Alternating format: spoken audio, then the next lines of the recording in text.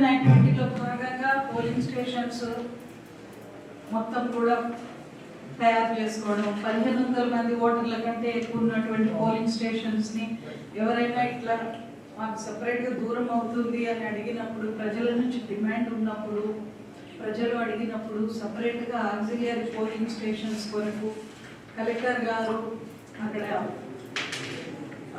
ఆ ప్లేస్కి ఇన్స్పెక్షన్ చేసి వారు లాంగిట్యూడ్స్ అన్ని పంపించిన తర్వాత మీకు కొత్త పోలింగ్ స్టేషన్ ఏర్పడటం, ఇందులో అంత ప్రక్రియ ఉంటుంది. అదంతా జరిగిపోయింది. ఓకే, అదంతా జరిగిపోయి డ్రాఫ్ట్ పబ్లిక్ రోల్ అనేది పబ్లిష్ చేయడం జరిగింది.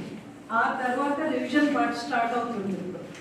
రివిజన్ పార్ట్ ఎలా చేస్తున్నారు కలెక్టర్స్, వాళ్ళన్నీ సరిగ్గా చేస్తున్నారా లేదా, అభ్యంతరాలు రిసీవ్ చేసుకుంటున్నారా లేదా, ఈసీఐ ఇన్స్ట్రక్షన్స్ ఫాలో అవుతున్నారా లేదా, వారు ఏ విధంగా ఈ ప్రాసెస్ అంతా నడిపిస్తున్నారు చూడటానికని మన మొత్తం మన పాత ఎస్ట్వైల్ డిస్ట్రిక్ట్స్ అందరికీ కూడా మా లాంటి సీనియర్ ఆఫీసర్స్ని ఎలక్షన్ కమిషన్ ఆఫ్ ఇండియా నియమించడం జరిగింది. ఒక్కొక్క ఎస్ట్వైల్ డిస్ట్రిక్ట్కి అంటే పాత జిల్లాలలో ఒక్కొక్క జిల్లాకి ఒక్కొక్కరిని వేయడం జరిగింది. అందులో భాగంగా నేను ఇక్కడికి వచ్చాను. సో ఇప్పుడు స్టార్ట్ ఏమవుతుంది, ఇప్పుడు present claims and objections receive చేసుకోవడం అనేది ఇప్పుడు జరుగుతుంది. మీ బూత్ లెవెల్ ఆఫీసర్స్ అందరూ మీ ఊర్లలో ఉన్నవాళ్ళు మీకు పరిచయమే కదా. అయితే మీరు ఈసారి కొంచెం టైం మనకి ఎక్కువ లేదు కాబట్టి మీ అందరికీ నా రిక్వెస్ట్ ఏంటంటే, మీ బూత్ లెవెల్ ఏజెంట్స్ అందరూ మీ పార్టీ వాళ్ళకు కూడా, మీ ఎమ్మెల్యేలకి వాళ్ళకు కూడా మీరు చెప్పుకొని బూత్ లెవెల్ ఆఫీసర్స్కి మీరందరూ కూడా వాళ్ళకి మీరు కోఆపరేట్ చేసి, వాళ్ళ దగ్గర లిస్టులు ఉంటాయి, ఆ లిస్టులలో తప్పులు దొరకకుండా మీ యొక్క ఇన్వాల్వ్మెంట్ కూడా మాకు అవసరం.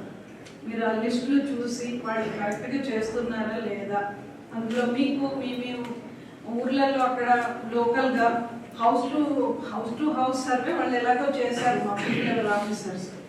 మీకు లోకల్గా మీకు తెలుస్తుంది కదా, ఏ ఇంట్లో డెత్ అయింది, ఏ ఇంట్లో 18 ఏళ్ళు పూర్తయిన పిల్లలు ఉన్నారు, ఎవరు ఎన్రోల్ అవ్వాల్సి ఉంది అనేది మీకు లోకల్గా మీకు అవగాహన ఉంటుంది. అదంతా మీరు కొంచెం బూత్ లెవెల్ ఆఫీసర్స్ కూడా మీకు మీటింగ్ ఒకటి ఏర్పాటు చేస్తారు.